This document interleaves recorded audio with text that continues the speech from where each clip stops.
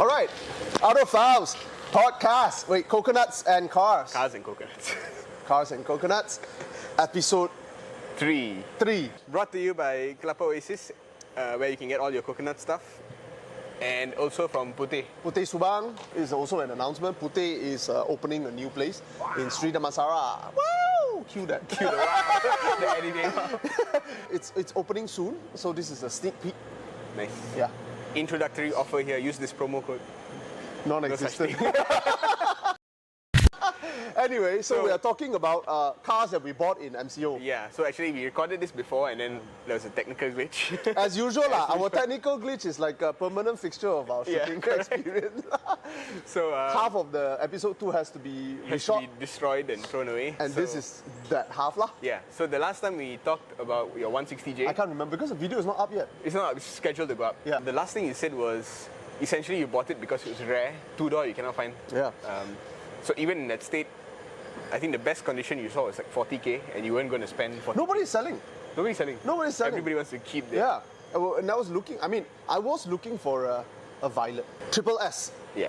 No need to say it. Everybody likes it. Yes. Anybody who likes old car knows about the Triple S. Those are sought after things. Of course, of all the Triple S, the most sought after is a 510. But the problem with the 510 is a little bit overhyped. There's so many of them around, and most of them are 4 doors. So a 510 4-door, I mean, it's okay, it's nice, it's fast, it's rapid, you know, the car really is involving, you know. It's crazy, it's like a motorboat, man, the engine sound. So it's really raw, you know, driving experience is there. Just that, you know, 510 is just so common. Yeah. So, okay lah. So, You wanted a 610, you cannot find a 610 in Malaysia because they never officially sold it here. Nobody imported it also. So the only option is 710. So Violet, I've been keeping an eye out for it. It's rare. Even 4 doors are rare. But they don't go for very expensive, the 4 doors, because they're all rotting away. Right. And nobody took care of them. They're just, you know, horrible. But the coupes are special because they are so rare. Yeah. Everywhere in the world. Be it Japan, even Japan, man, they you know, the guy, Wasabi car. Yeah. He's seen like, what, 3 or 4 in Japan, you know. The land where it was born, he's seen like 3 or 4. So it's rare even in the land of its birth, you know. So not to mention here. Now, I know of, after I bought my 710, I hear of 3 other units. One unit was for sale somewhere up north.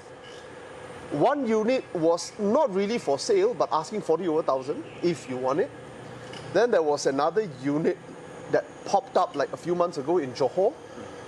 It's not much better than my condition, asking 40 over 1,000 ringgit. Right. But this is one of the cars that you're planning to keep long term. I do, partially because my wife loves it. My wife loves it. Yeah. Because someone in the family owned it before. No. Just she saw it, she drove it, and she liked it. Because the Baroque design of a 70s Japanese car, wannabe, the American wannabe, Muscle, American muscle wannabe, and no car ever looked like that again. You realize that? No car looked as dramatic and as Baroque as a 70s car anymore. Yeah. From 80 onwards, it's just Square, round, melted cheese. Yeah. You know? Aerodynamics. All of them look the same now. Yeah. Yeah, you have a hint of that Mad Max-ness about the 70s. Yeah. Where you can see like pipe organ design incorporated into it. You have frills, you know. Yeah. You have frills in design. Like, what is this? Is this 16th century Gothic Germany or something? But you don't see that anymore. So that was the last hurrah. The 70s was literally the last hurrah. Right. Of Baroque design in cars. It'll come back when the EVs start to proliferate. Look at EVs now, man. They look like bullets. They look like bullets. They look like emotionless machine. They look like teardrops. They all. The sign of the car designer crying. The fact that you mentioned it, there's a science fiction series I was reading. It's by a Chinese writer. It's quite famous actually. It's called Liu Cixin, where he writes about how the Trisolarians want to. I mean, do I know these people? I think it's quite famous. I think they're shooting a series for it. Oh. We accidentally announce our. You know, it talks about the dark forest theory, which is basically why have we not seen Alien? Because everyone is like, shh. Don't disturb the species. Because you tell anyone out there you are here, they will end you. Oh. Why do they want to end you? Because if they don't end you, eventually you end them. Okay. You know what I mean? So that's basically so. And we accidentally told the whole wide freaking universe we are here. By broadcasting all our messages. handing out golden discs. Here's my location, bro. And me. So the alien came, a probe came after a few hundred years of travel. A probe reached. That one probe is shaped like a teardrop. Yeah, I don't know, you mentioned it, I was like a tear shape. Yeah, we're heading there, man, we're heading there. Yeah, scary stuff. Anyway. And Elon Musk launched an EV into space. I think humanity should start projects to recover these things that we sent out. With our current technology, maybe we can catch up with Voyager 2, which is like really far away, and bring it back. Bro, shh. Can you imagine the rovers on Mars after so many years? Master, you're back. Shoot it in the head. What did I do wrong? Your existence is wrong. Anyway, okay, so you're gonna keep the 160J. Yeah. You bought another Nissan. Oh yeah, then after that another Nissan came. I think this one I have to tell a bit of a story. You never know who you're gonna choose when you're put in a position until you're put in a position to have to choose. So for example, let's say you're dating two girls and you have to marry one. And you're like, how can I choose? You won't be able to choose until somebody put a gun to your head and forces you to choose one. Then you have to weigh the merits. And that's where I was. You know, during MCO, I almost got an opportunity to buy an S130 Fair Lady 280 ZX for like 30,000 ringgit. Granted, it was horrible condition, all right? But 30,000 ringgit, come on. Yeah. Right, come on. So wait, the 240, 260 and 280 all... It's one model. It's one model. Facelift. But all of them body is not the same. Right. They keep changing it slightly. Yeah. So the 280 is slightly uglier. But got 70s crash bumpers. the bumpers were different. The shapes of the light was a bit different. The body shape also was slightly different. Right. But generally, they all look similar if on one glance. Right. 260, 280, 240. Particularly if it's a 2+0. This is a very common thing in Fair Lady top. Is that it's a 2+2 or a 2+0. 2+0 means two-seater. 2+2, they extended the rear cab so that you can fit two more person. Naturally, it's uglier. Right. But, you know, being in Malaysia, if you're talking about the first model, you don't really have a choice. Whatever comes, you take, man. So this 280 was a 2+2? No, this 280 ZX was an S130. It's the second generation. Oh. You see, the second generation retains the 280 engine from the 280Z, but they add an X behind. Now you have 80s bumper. It is bigger, it is wider, it is heavier. It became a GT car.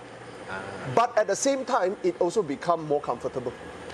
So that second gen was 30,000. Bro, first generation, what I can get for 30,000? No grant also ask more than that, bro. Right. So I missed it because I wasn't physically in Sabah and someone beat me to it. And they brought cash, literally a bag of cash. They went and they brought a tow truck and towed it. Right. I remember this car. You were so close to buying it. Yeah, I was drafting up. I was asking for the account to transfer the money, and somebody showed up with a bag of cash.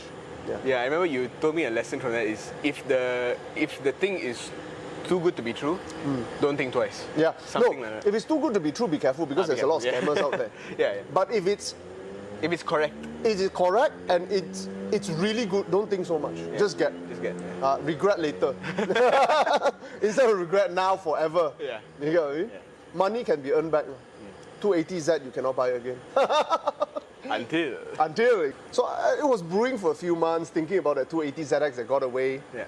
Then another 280ZX showed up. Nearby here. Somewhere here lah. White color one. Correct spec, man. L28 turbo engine, which is last of the line. Bob Warner 5-speed. So it's all correct, you know. The only problem is it's not a Targa top, but it's fine. Sitting there rotting away. Its body wasn't rotting, but its bottom was, because the bottom hasn't been done. The top has been done before. Right. So originally it was asking like 70,000 ringgit. So I'm like, at that time I already had so many cars, so I'm like, okay, I'm not invested in this. And that's the trick about buying classic. Don't be too invested. Right. The moment you're too invested, you either have it or you lose it and you feel very sad. Because I've already lost it before, so now I come in like, reda lah, tapa, never mind. And that gives you a perspective, which is, oh, that's a butterfly. Yeah, it's been fine, man. Yeah. That gives you a perspective, which is, you know what? I'm going to lowball this guy.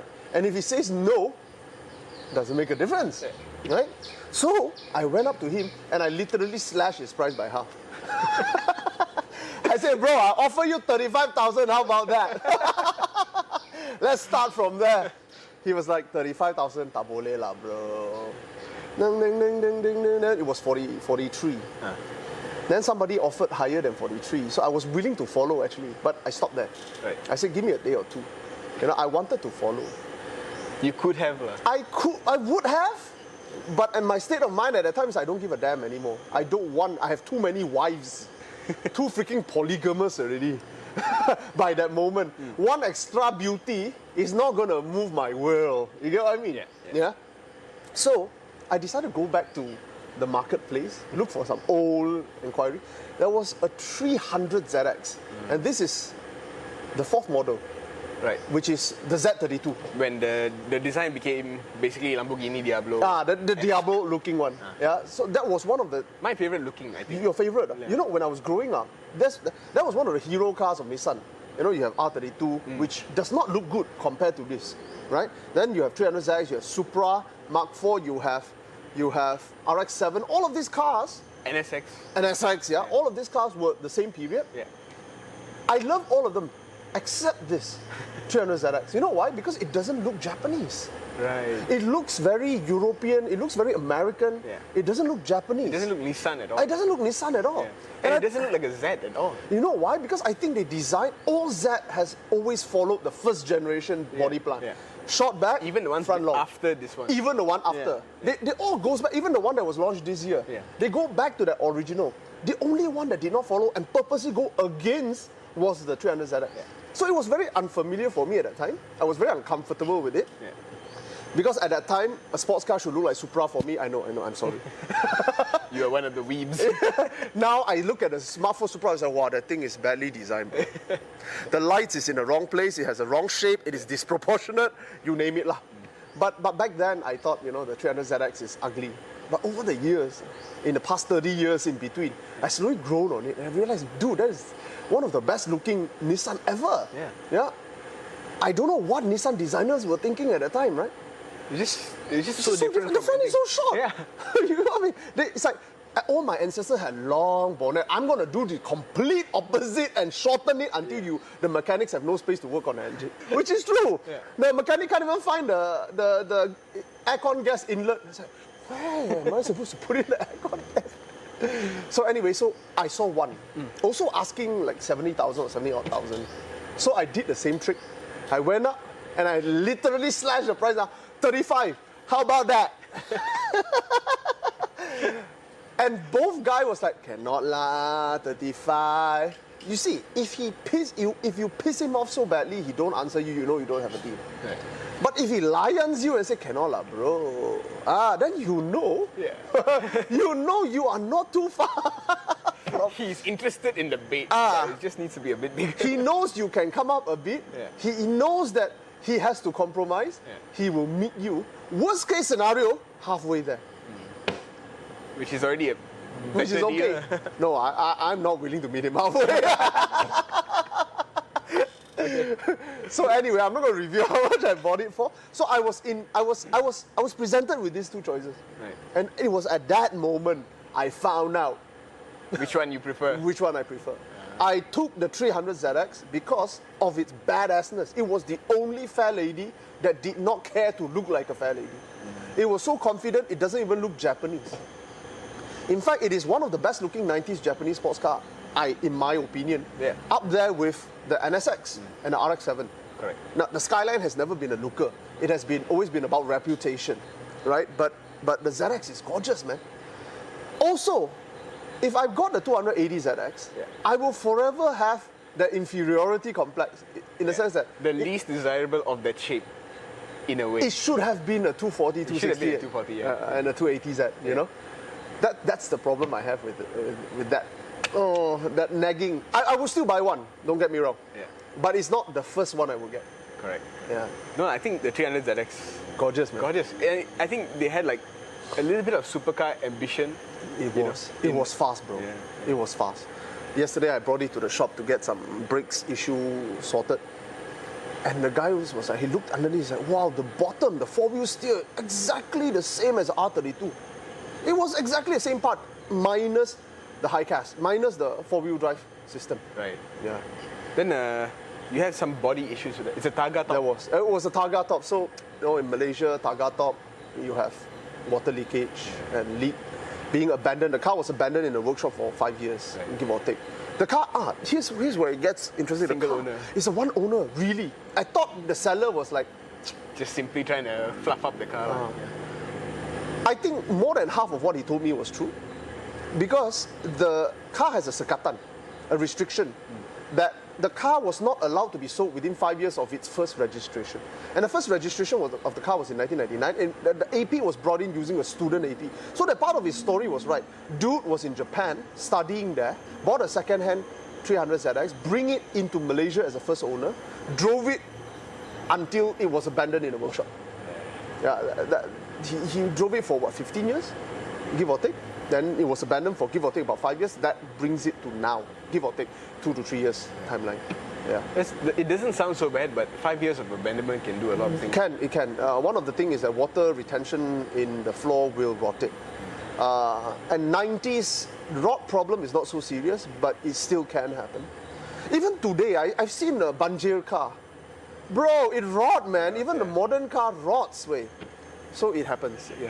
So there is some mechanical engine, perfect. Gearbox, perfect. Cooling system, perfect. Aircon doesn't work. The suspension geometry and the dampening all are working. Right. It's okay. Aircon don't work. You just take out the Takara wind. Aircon is always the last thing you sort out in a car. Yeah. Except with my Saba. It's the first thing I saw. Wrong priorities. So but body, I still need a bit of body work because the original body work guy didn't do a good job. So I'm going to take it to a real professional who will sort it out for me to make it better than original. So that was my 300 ZX, man. I can't wait to drive the car. Yeah. Nice. Any other cars in your radar? There is many. Too many? Too many. Alfa Romeo GT, Alfa Romeo Alfetta GTV, you name it, ayo. If you have one, just put in the comments, you get in touch. BMW 6 Series. But remember, your price will be halved. Because I'm going to lowball you, bro. No, jangan marah, bro. Just try my luck. I have too many wives now. I can't concentrate on one. So you. Wait, let me see if I can... we can end the episode here and then next episode. Talk about your acquisition. Right. So, thanks for watching. That's my Kelapa jelly. My challenge is to eat jelly with fork today. It's okay. In the next episode, when I tell a story, he will focus on this challenge. Okay, thanks for watching. All right, signing out.